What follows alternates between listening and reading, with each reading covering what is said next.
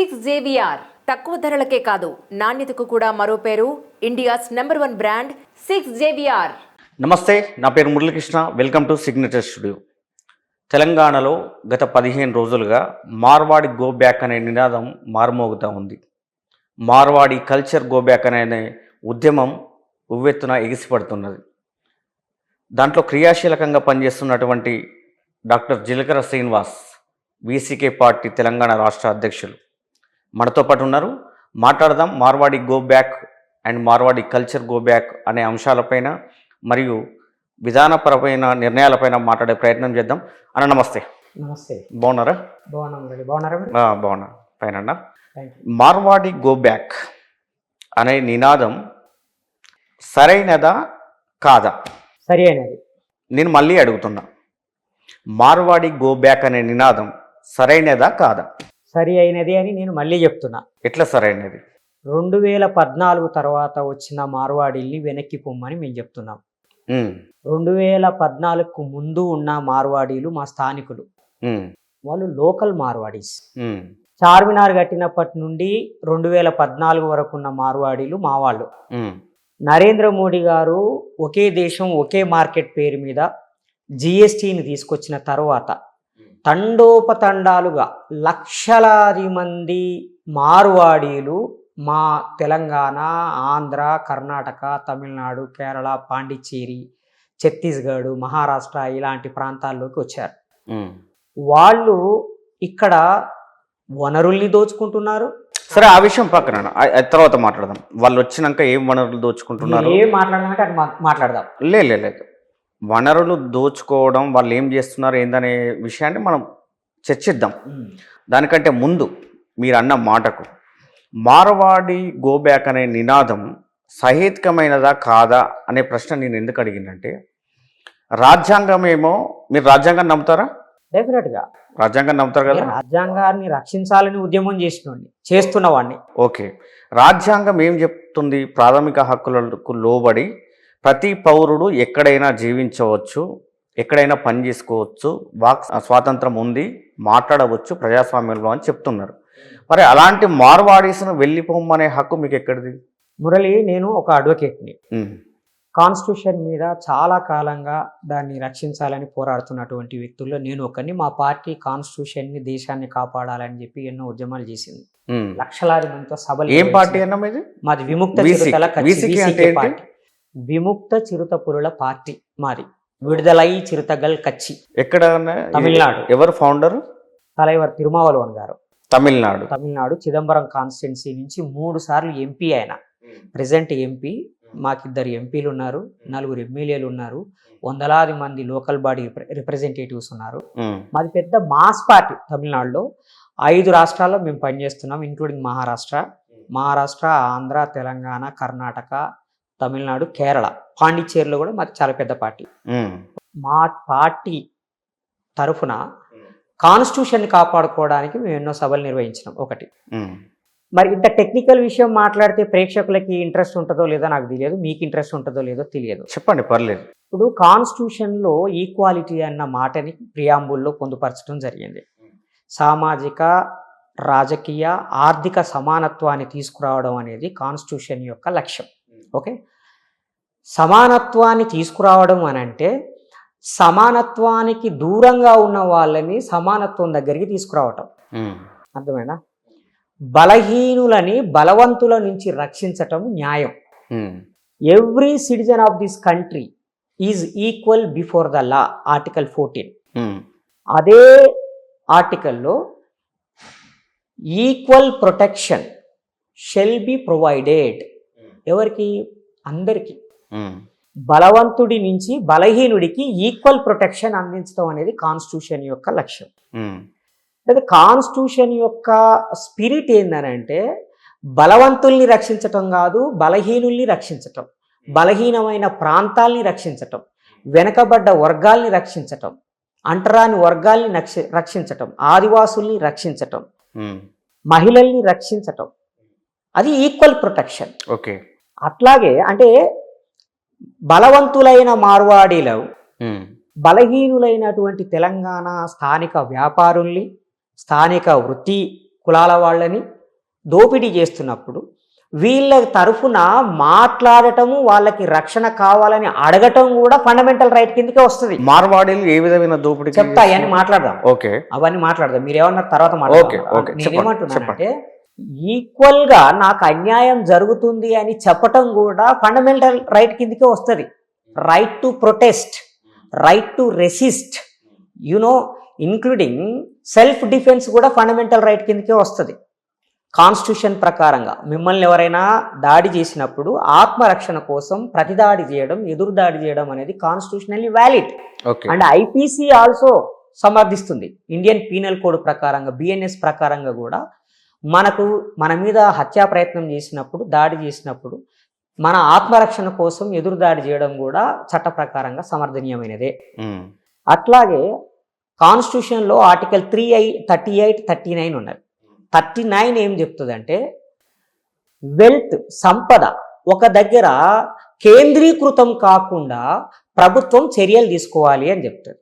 అట్లాగే ఉపాధి అవకాశాలు అందరికీ సమానంగా అందేలా చూడాలని చెప్తుంది. అదే కాన్స్టిట్యూషన్లో రైట్ టు లివ్ కూడా ఉంది, అంటే జీవించే హక్కు మీద సుప్రీంకోర్టు చాలా విస్తృతంగా అనేక సార్లు జడ్జిమెంట్లు ఇచ్చింది. దాంట్లో ఉన్నది ఏంటంటే జీవించే హక్కు అంటే బతకడమే కాదు, బతకడానికి అవసరమైన సౌకర్యాలు అన్నీ కలిపితేనే జీవించే హక్కు. మంచి బట్టలు వేసుకోవడం, మంచి నీళ్లు తాగడం, మంచి గాలి పీల్చుకోగలగడం, అంటే మంచి గాలి రావాలి, ఎయిర్ పొల్యూషన్ కూడా ఉండడానికి వీల్లేదు. అట్లాగే ఒక మనిషి నివాసం ఉండడానికి ఇల్లు ఉండడం, అట్లాగే ఒక మనిషికి ఉపాధి ఉండడం, పని చేసుకొని ఆదాయం ఉంటేనే కదా ఒక మనిషి బతకగలిగేది. సో ఒక మనిషి బతకాలనంటే ఉపాధి ఉండాలి, ఉద్యోగం ఉండాలి, ఇవన్నీ జీవించే హక్కు పరిధిలోనే ఉన్నాయి. అట్లాగే మాట్లాడే స్వేచ్ఛ కూడా జీవించే హక్కు పరిధిలోనే ఉంది. మరి ఇన్ని ఫండమెంటల్ రైట్స్ని మార్వాడీల మూలంగా తెలంగాణ ప్రజలు కోల్పోతున్నారు. అది ఏ విధంగా అంటున్నాడు?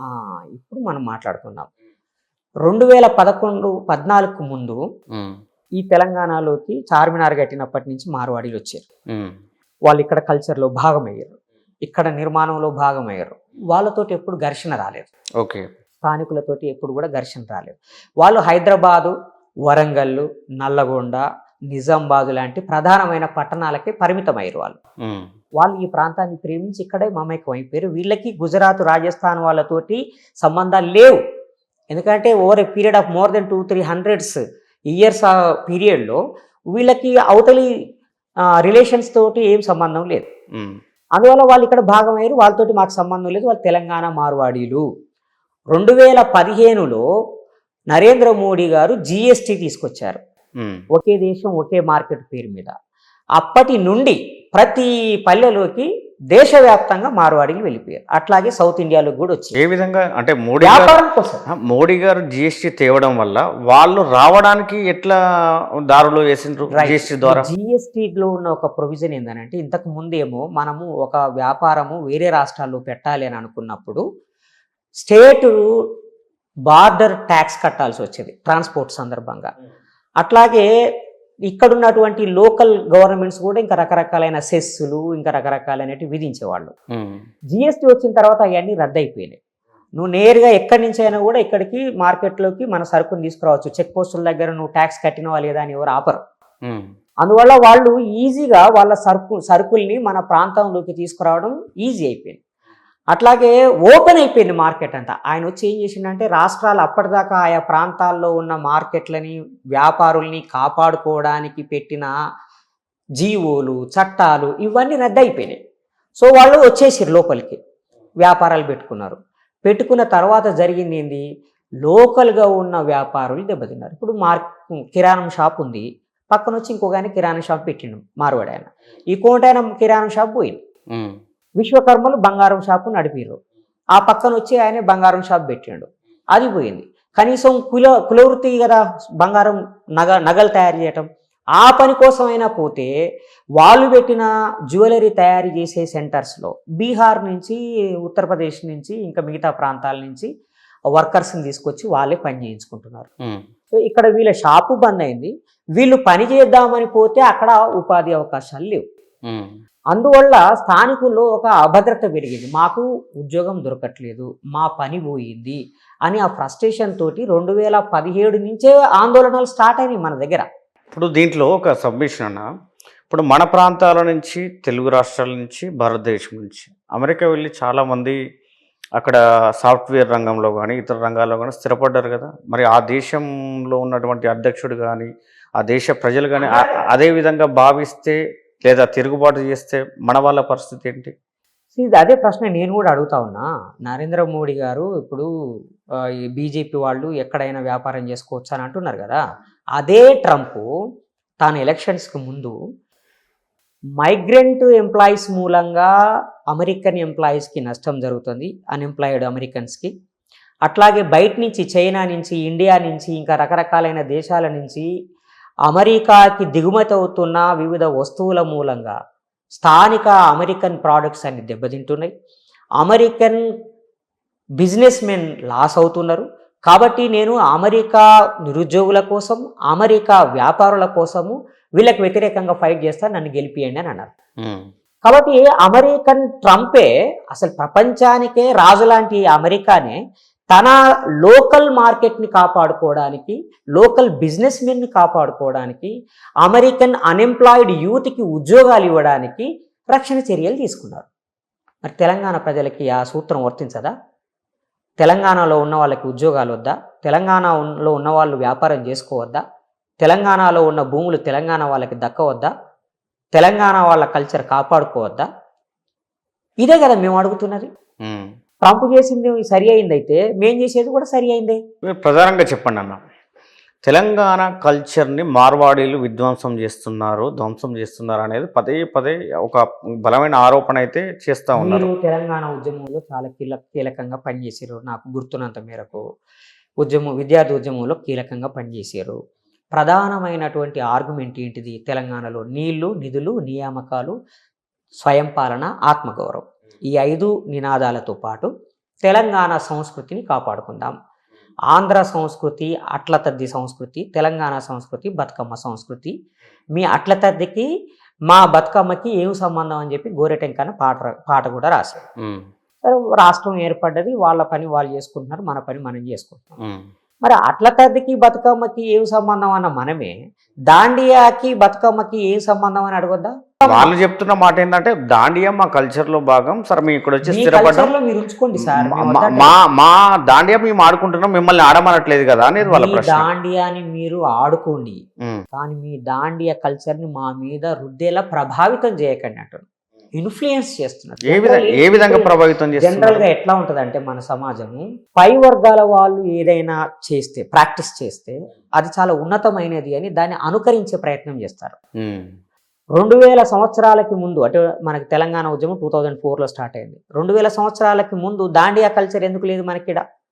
దాని తర్వాత ఎందుకు వచ్చింది? ఒకటి, మనకి తెలంగాణలో బతుకమ్మ 9 రోజులు ఆడతారు, గౌరమ్మ పూజ చేస్తారు, అన్ని కులాల వాళ్ళు బతుకమ్మ ఆడుకుంటారు.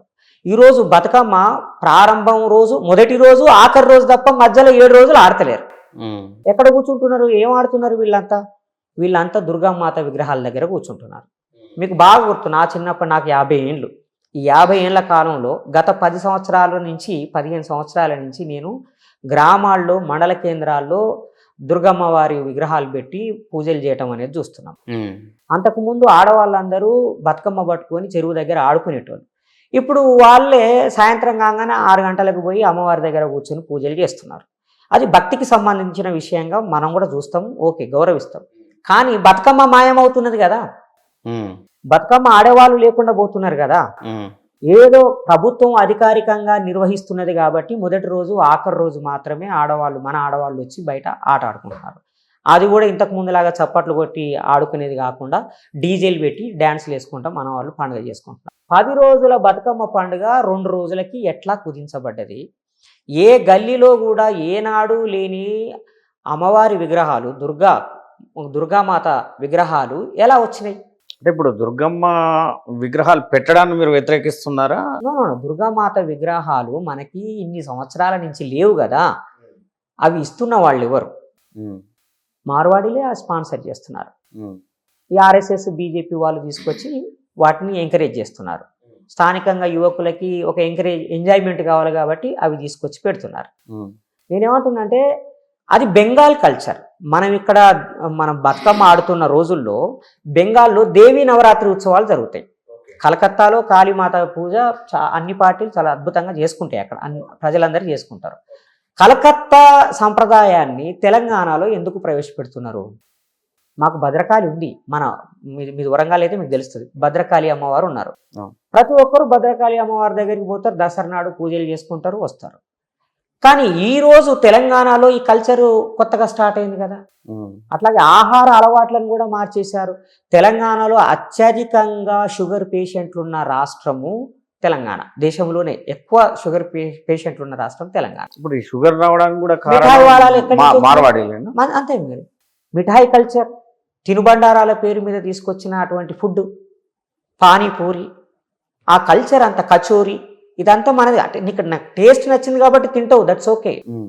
బట్ అది ఒక వ్యాపారం మాత్రమే కాదు, అది ఒక కల్చర్. మార్కెట్ కల్చరు వేరువేరుగా లేవు ఇప్పుడు, అవి రెండు కలిసిపోయినాయి అంటున్నాం మనం.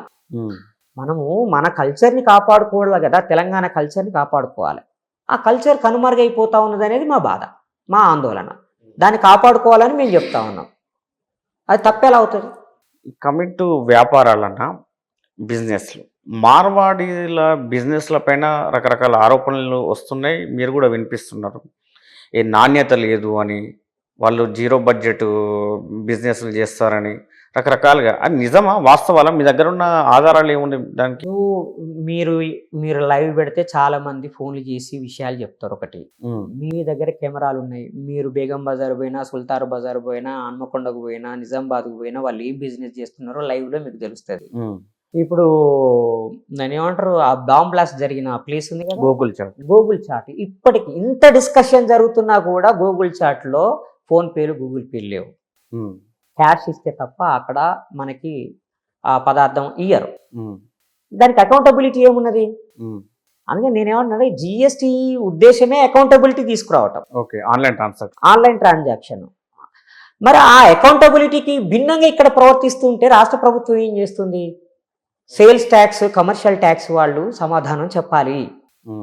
నేను స్పష్టంగా డిమాండ్ చేస్తున్న వీసీకే తరఫున, తెలంగాణలో ఎన్ని జిఎస్టీ లైసెన్స్ తీసుకున్న దుకాణాలు ఉన్నాయి, దాంట్లో మార్వాడీల దుకాణాలు ఎన్ని, స్థానికుల దుకాణాలు ఎన్ని, ఎంత జిఎస్టీ వసూలయ్యింది, టోటల్గా మన రాష్ట్రంలో జరిగిన మొత్తం బిజినెస్ ఎంత, ఎన్ని లక్షల కోట్ల రూపాయల బిజినెస్ జరిగింది, దాంట్లో జిఎస్టీ ఎంత వసూలైంది, జిఎస్టీ వసూలు కాని బ్లాక్ దందా ఎంత ఉండవచ్చు అప్రాక్సిమేట్లీ.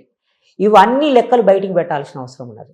మరి జిఎస్టీ చెల్లించకుండా, ఆన్లైన్ ట్రాన్సాక్షన్ కాకుండా, మీరు అన్నట్టుగా ఈ బ్లాక్ బహిరంగ రహస్యం కరెక్టే. ఈ బ్లాక్ దందా నడుస్తున్నప్పుడు ప్రభుత్వాలు చూసి చూడనట్టుగా ఎందుకు వ్యవహరిస్తున్నాయి? అదే నేను అనేది. అందుకే మార్వాడీలు ప్రభుత్వాన్ని మేనేజ్ చేయడంలో ఈ దేశంలోనే కాదు, ప్రపంచంలో వాళ్ళే ప్రసిద్ధులు. ఎందుకంటే అమెరికాలో ఆ మధ్య ఆదాని మీద ఒక కేసు అయింది. కొన్ని వ్యాపారాలని అనుమతులు తీసుకోవడం కోసము వాళ్ళు డబ్బులు ఉపయోగించి అవినీతి పద్ధతుల ద్వారా, కరప్టెడ్ పద్ధతుల ద్వారా లైసెన్సులు తీసుకున్నారు అని చెప్పి వాళ్ళ మీద కేసు అమెరికాలో నమోదైంది.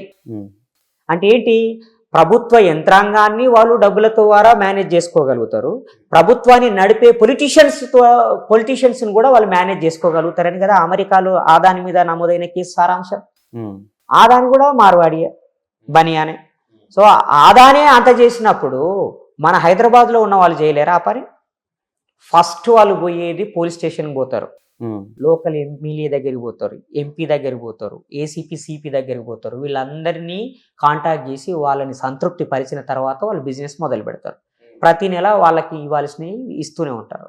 ఇవ్వాల్సింటే మామూలు ఇచ్చేస్తారు కదా. అందుకనే ట్రాఫిక్ వాళ్ళు వాళ్ళ రోడ్డు మీద పెట్టుకొని ట్రాఫిక్ జామ్ అయిన వాళ్ళని డిస్టర్బ్ చేయరు. ఏదన్నా బిజినెస్ దెబ్బతింటుందండి వాళ్ళని డిస్టర్బ్ చేయొద్దు అని అంటారు. అదే మనం పోయి పెట్టుకున్నాం అనుకో, వాళ్ళు పీకేస్తారు, వచ్చి ఆ కూరగాయలు అమ్మే బండిని ధ్వంసం చేసేస్తారు. అదే మార్వాడోళ్ళు పెట్టుకుంటే మాత్రం ప్రాఫిట్, మనకి బిజినెస్ జరగాలండి అని అంటారు. ఎంత బిల్లులు కడుతున్నారు వాళ్ళు? ఒక వ్యాపార మిత్రుడు నాకు చెప్పినది ఏంటంటే, ఎస్టాబ్లిష్మెంట్స్ ఉంటాయి, ఉదాహరణకి మోర్, రిలయన్స్ ఫ్రెష్ ఇలాంటివి ఉంటాయి కదా, అందులో మాత్రమే వాళ్ళు పర్ఫెక్ట్గా బిల్లింగ్ ఉంటుంది, జిఎస్టీ ఉంటుంది. అవి కాకుండా మిగతా అనార్గనైజ్డ్ పద్ధతుల్లో జరిగే ఏ బిజినెస్లో బిల్లు ఉండదు, దానికి జిఎస్టీ ఉండదు. అంత జీరో దందా అని చెప్పి ఇవి ప్రజల్లో వినిపిస్తున్న ఆరోపణలు, ప్రజలు చేస్తున్నటువంటి విమర్శలు. వాటి మీద వెంటనే రాష్ట్ర ప్రభుత్వం ఒక దాంట్లో వాస్తవం ఏంటి అనేది నేను అడుగుతున్నా. వాస్తవం ఎంతో నిర్ధారించాల్సిన బాధ్యత సేల్స్ ట్యాక్స్ డిపార్ట్మెంట్. మీరు కూడా ఆరోపిస్తున్నారు కదా. నేను కూడా ఆరోపిస్తున్నా, ప్రభుత్వాన్ని డిమాండ్ చేస్తున్నా. సేల్స్ ట్యాక్స్ డిపార్ట్మెంటు, రాష్ట్ర ప్రభుత్వము ఒక కమిషన్ వేసి వెంటనే విచారణ చేపట్టాలి. ఈ నాణ్యత విషయంలో కూడా ఆరోపణలు చేస్తున్నారు. వస్తున్నాయి కదా, వస్తువుల విషయంలో ఉన్నాయి. నాణ్యత లోపం ఉంది. ఆరోపణలు ఉన్నాయి.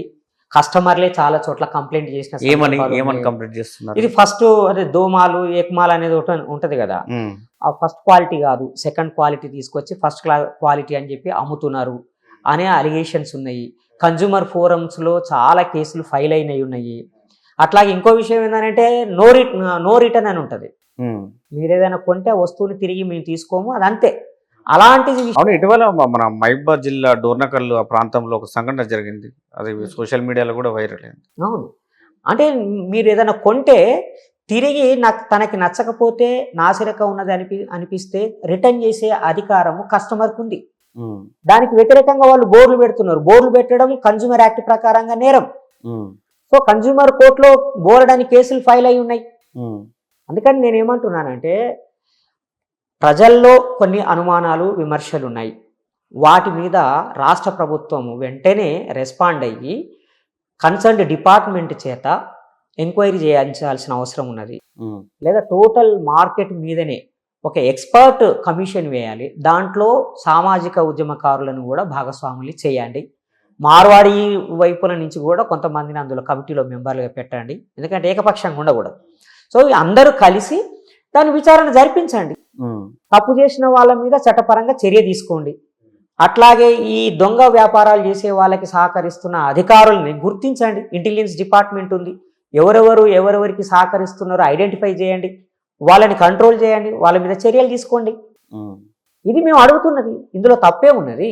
నేను ఏమంటున్నా అంటే మురళి గారు, మేము స్థానిక మార్వాడీలకు వ్యతిరేకంగా కాదు పోరాడుతున్నది, గుజరాత్ రాజస్థాన్ నుంచి వచ్చిన మార్వాడీలకు వ్యతిరేకంగా పోరాడుతున్నాం. ఉమ్. మరి ఆర్ఎస్ఎస్ బీజేపీ వాళ్ళకి ఎందుకు అంత బాధ? మేము తెలంగాణ స్థానికులకి వ్యాపారాలకి లాభం జరగాలని అంటే వీళ్ళకి ఎందుకు అంత బాధ? వీళ్ళు తెలంగాణ వాళ్ళు కాదా? బీజేపీ ఆర్ఎస్ఎస్ వాళ్ళు తెలంగాణ వాళ్ళు కాదా? తెలంగాణ ప్రజల తరఫున వాళ్ళు మాట్లాడాల్సిన బాధ్యత లేదా? మాట్లాడకుండా మాట్లాడుతున్న వాళ్ళని అనేక రకాలుగా ఎందుకు తిడుతున్నారు, విమర్శిస్తున్నారు? ఇప్పుడు బండి సంజయ్ గారు కూడా అంటున్నారు కదా. అదే అడుగుతున్నా నేను. బండి సంజయ్ గారు ఇప్పుడు ఇదంతా కమ్యూనిస్టులు, కాంగ్రెస్ వాళ్ళు, ఎంఐఎం వాళ్ళు కలిసి చేస్తున్న కుట్ర. ఇది కారణం ఏంటంటే మార్వాడీస్ హిందూ సాంప్రదాయాన్ని, సనాతన ధర్మాన్ని పరిరక్షించే వాళ్ళు, అది వాళ్ళకి నచ్చదు కాబట్టి వాళ్ళు కావాలని చేస్తున్నారు అనేది.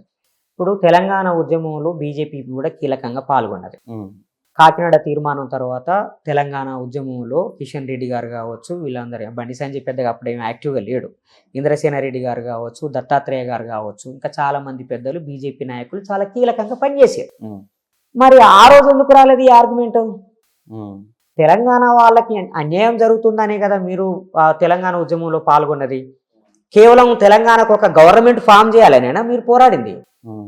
తెలంగాణ ప్రజలు కొట్లాడింది కేవలము రాష్ట్ర ప్రభుత్వం ఏర్పడడం కోసం కాదు. ఈ రాష్ట్రంలో ఉన్న వనరులు ఈ తెలంగాణ ప్రజలకే దక్కాలి అని. అదే నినాదాన్ని మీరు సమర్థించి తెలంగాణ ఉద్యమం చేశారు కదా. మరి అప్పుడు అది విచ్ఛిన్నవాద ఉద్యమం కాదా? అది హిందువులని చీల్చే ఉద్యమం కాదా? అప్పుడెందుకు మీరు అంత కీలకంగా పాల్గొన్నారు? అన్ని సభల్లో పాల్గొన్నారు. ఇదే అమిత్ షా వచ్చి తెలంగాణకి మద్దతు ఇచ్చాడు, ఇదే నరేంద్ర మోడీ గారు వచ్చి తెలంగాణలో మద్దతుగా మీటింగులు పెట్టారుగా.